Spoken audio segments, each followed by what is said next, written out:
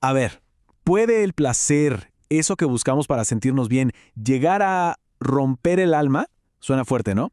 Bueno, hoy vamos a sumergirnos en la perspectiva de un texto de base religiosa que habla justo de eso, de la intimidad y de lo que describe como su diseño espiritual. Vamos a explorar su argumento, que sostiene que ciertas acciones pueden tener consecuencias muy profundas, incluso invisibles. Ok, para empezar a desentrañar este punto de vista, lo primero es entender que aquí hay un choque, un conflicto entre dos ideas que son totalmente opuestas. Por un lado, tenemos una forma de ver las cosas muy moderna, muy de hoy, y por el otro, un argumento que se basa en la idea de un orden que se describe como divino. Y aquí lo vemos claramente. Por un lado, está esta frase que seguro hemos oído 1000 veces, es solo un papel, o sea, la idea de que el matrimonio es en el fondo un contrato social, algo legal y ya.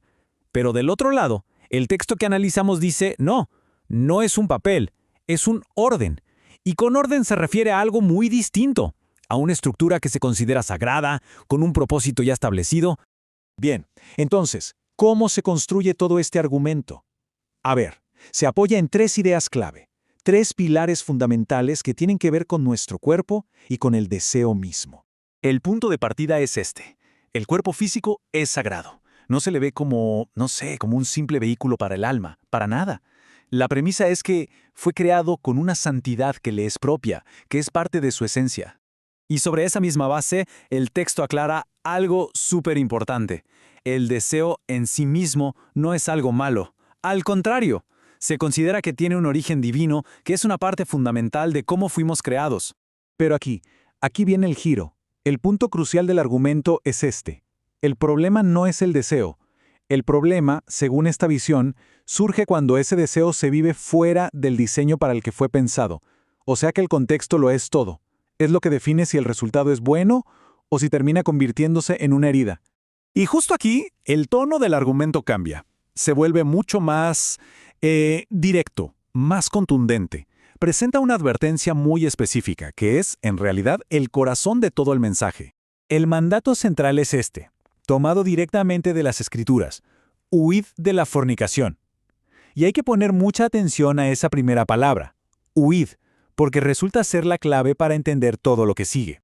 Y lo interesante es cómo el texto desmenuza esta palabra. No sugiere dialoga, tampoco dice, negocia. La instrucción es tajante. Dice, huye. Es una orden clara, sin condiciones. No deja espacio para la interpretación, ¿cierto? Ok, entonces, ¿qué pasa si esa advertencia tan directa no se sigue? Bueno, la fuente describe las consecuencias.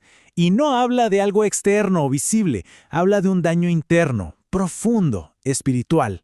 Lo llama heridas invisibles.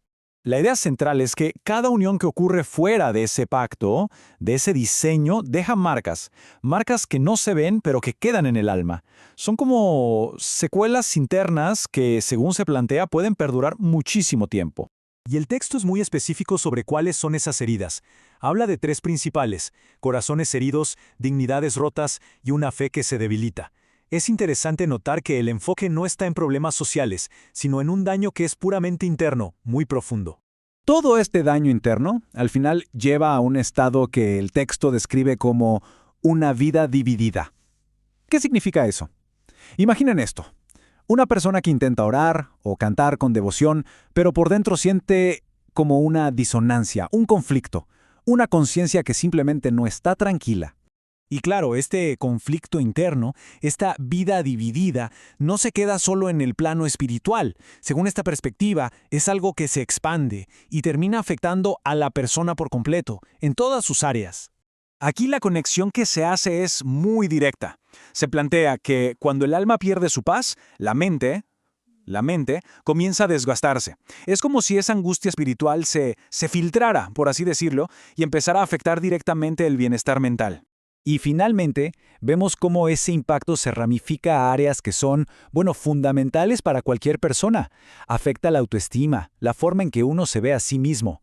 Afecta la identidad personal y algo que es crucial, la capacidad de confiar en otros. Es decir, termina golpeando la base misma de nuestras relaciones. Y con esto cerramos el círculo. Volvemos a la pregunta con la que empezamos todo este análisis. Una pregunta que el texto deja abierta, como una invitación a reflexionar sobre esa conexión tan delicada, ¿no?, entre el cuerpo, el alma y las decisiones que tomamos. ¿Puede el placer, bajo ciertas circunstancias, llegar a romper el alma?